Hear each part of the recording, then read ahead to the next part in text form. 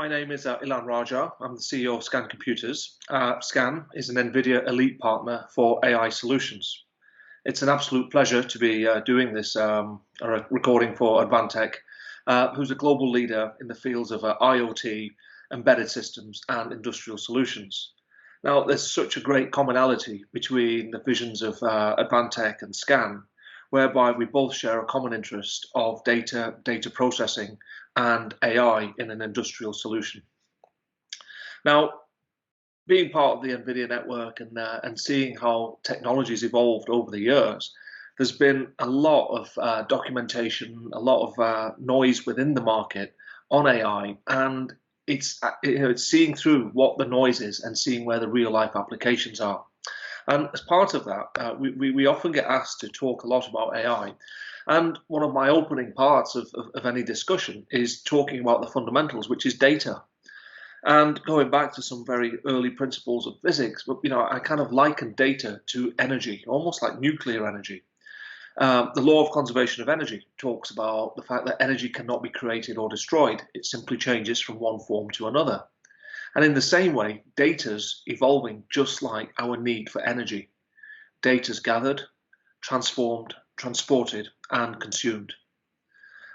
It's the fuel source of what we do, and that's where it's like nuclear energy in the fact that it's atomic.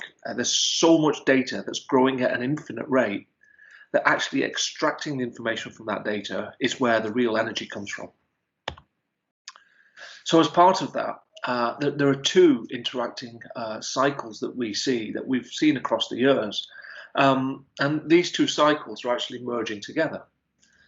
The first cycle is the business service life cycle, which really evolves around business functions, business operations, governed by legal and financial regulation, recently covered by data regulation, which is GDPR, all of which, with the growth of data and the growth of IT and security, led to the formation of data science.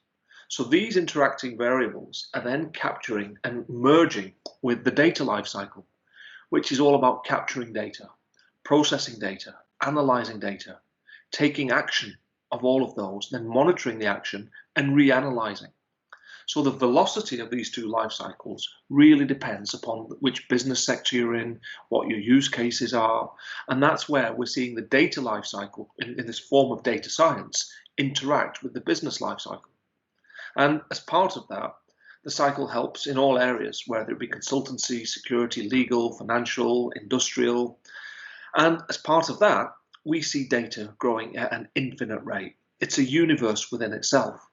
Now, how do you extract the value of all of that data that's being gathered? The storing of that information is happening at, as I said earlier, at infinite places. And as a result of storage technologies that have advanced to store this vast volume, this universe of data, silicon's advancing at the same pace, at a faster pace even. Tech is allowing us to process data in parallel, in the volumes that it's being produced. So in many ways, going back to the sandal wearers within HPC from very, very early days for high performance computing, the rise of the internet, e-commerce, now IoT, it's a big bang for data. A lot of people refer to this as the kind of fourth industrial revolution. However, where we are at now in terms of its phases, that amongst this backdrop, there's mass change that's happening. Some of the most notable change is not just this explosion of data, but is in the processing of data in the form of high-speed networks, and more importantly and crucially, the actual processing unit. Now, very traditionally, it's been done on the CPU. A CPU has 26 cores and 56 threads. So if you imagine that as lanes of processing, then comes along a GPU, which instead of having 26 lanes or 56 lanes, it's got 6,912 lanes. Now, if you imagine this, where traffic can flow down to get processing, and you see such a vast increase of the number of lanes of processing, and then multiply that by multiple devices and then dense servers, we're into the era of parallelization. So if you combine the data lifecycle, the service lifecycle, advancements in data storage, and now advancements through the GPU in the parallelization of data, it allows for vast processing. On that vast processing, we can see reference that's been made over the years, and as part of it, what's happened is the market's changed through, and it's evolved with this parallelization of the growth of neural networks. So machine learning's been around for decades, but with these interactions, what's really going through is the processing of data through these complex neural networks that have come into fruition and into market are actually helping mass analysis of data for three general purposes. Classification, which is to predict something and determine whether it's one thing or another. Regression, which is to help look at huge amounts of data and almost predict a specific number. And then recommendations on chosen paths. Now, the part of this, the growth of neural networks and now the processing and the software ecosystem has really led to how businesses adopt this technology. So where does all this come together? How does AI actually work? Well, in many instances, it's down to the business. AI as a broad phrase used by itself is a cliche, but the business case is absolutely key. Having clean, curated data is one of the early steps of using machine learning / AI within a business environment. Seeing it as an R&D function within a business, building a MVP, a minimal viable product. Start with small data sets to see what the business problem is that you're trying to resolve. Have you got the data? What are you trying to solve? Is it classification, regression? And then start using small extracts of data to start building up this minimum viable product, and then start to scale that across the organization on large data sets. So we refer to these stages in which this process happens within a business as the development stage, which is where you take small samples of data and start playing with various algorithms and processes, whereby we're taking data and modifying data to a point where you develop. Once your model's developed, you then take that developed model and transfer it into the stage of training, which is to use the development model, but on huge amounts of data. That takes time. And once that's done, you then take the information, condense it all, and just have an algorithm at the end, which is used to infer the huge amounts of processing that took time to do, and then make the relevant decision. And the end result is that you get a trained algorithm that's able to make decisions faster, more efficiently. So in a very simplistic way, I kind of see training like squatting for an exam, cramming all the information in, and I see inferencing as sitting the exam on exam day. Now, with that in mind, we can see that to get the level of parallelization and processing involved in a traditional data center to what it is now, NVIDIA and Advantech have used GPU technology to reduce the footprint within data centers. The performing capacity is so great that it's exponential, and it's growing in line with this infinite data. So if we take these three stages that we've discussed, develop, train, and inference, what we've done is built an ecosystem around these three phases. With Advantech, we've helped curate and develop hardware that's used for training.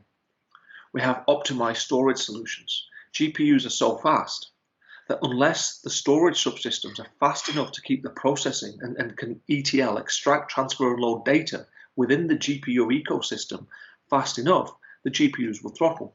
So it's all about having super fast storage that can keep the GPUs fed with data.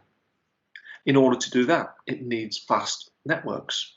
Companies like Mellanox will produce all of the networking equipment that allows storage to connect to a wider network.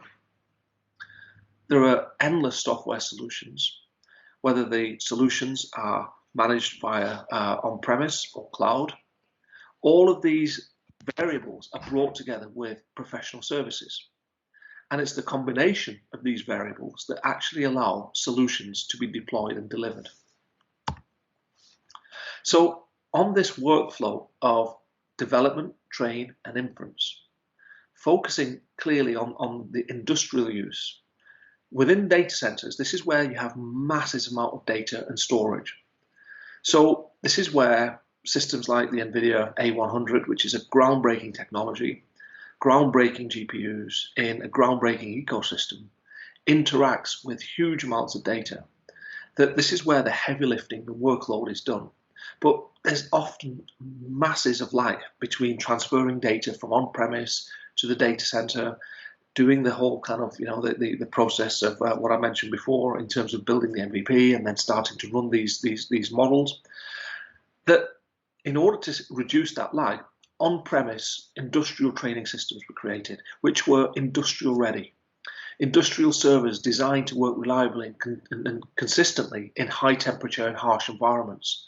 This wasn't always possible for a lot of the kind of core performance, which is done in the data center. But when it comes to be on-premise in an industrial environment, this is where Advantech have designed some very, very specific systems, all rated to work in these harsh environments. So you almost get an effect of retraining on-premise, but mass training within the data center, and the two combined.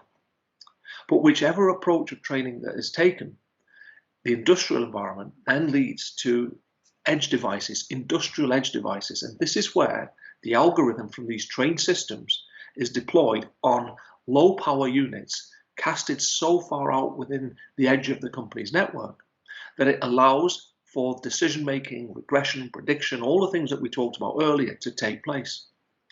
So these use some very fundamental technologies which have been designed by NVIDIA, Jetson, which is a 5-watt computer, moving all the way up to Xavier, which again is an addition of the Jetson platform, and it's used in many applications from robots to drones to autonomous machines. But the fundamentals behind all of this is the understanding of develop, train, and inference. Now, with that, it leads to a model where you have on-premise and off-premise training. That gets moved through, depending on the business, to a cloud environment. And then from the cloud environment, you can actually manage through a whole host of different software suites, the edge and inferencing, be it network video recorders, edge devices in water meters, applications from drones to, I can go on and on about the applications, and I'll come on to some of the applications in a moment. But the inferencing devices are so many that this is where IoT and AI absolutely start to blend together. If you think of how many data points there are coming out of all these IoT devices, to gather that data, to process that data, to make sense of that data, whether it be classification, regression, recommendations, whatever that happens through, it's the edge devices that are making this in some very harsh industrial environments. As part of that, how do you apply these to business cases? Well, let's look at it from a design perspective, whether it be model simulation, designing manufacturing and serviceability, whether it be in supply chain, forecasting, supply chain optimization, manufacturing in the point of robots, predictive maintenance, process control systems, and even services for predictive maintenance, field inspection, logistic optimization. The uses are so many, and it comes back down to taking those initial steps of building the MVP and combining this ecosystem of software drivers together to start building solutions. But the good thing is that the solutions, the skill sets are all available, along with this boom of parallelization and GPU technology.